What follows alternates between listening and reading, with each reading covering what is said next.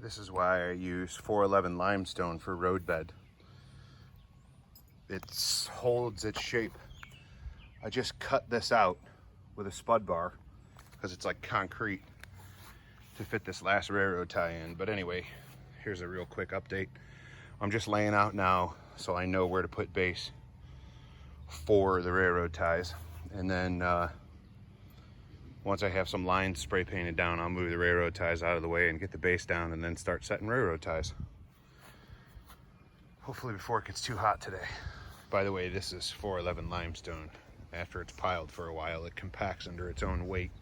And it's difficult to dig into, so you gotta break off chunks and then scoop it up. And I have all these shovels out here, yet no one came to use them.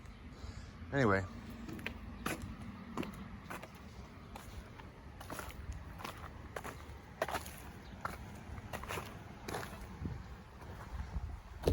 The consensus was railroad ties, so they're in semi-permanently. I say semi-permanently because I'm probably going to change this one out with this chunk that I have left. No pile of railroad ties anymore. I had just enough basically, but due to the grade changes, I might actually have to lift up a little bit because that track needs to be there. And the train's going to be on the railroad ties for a scotch. So, shot this with weed killer today. Try to figure out what the heck's going on. But anyway, this is all done.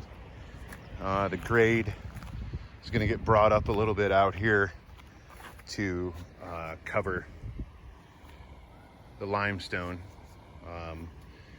And then I need to get myself a long drill bit and some rebar.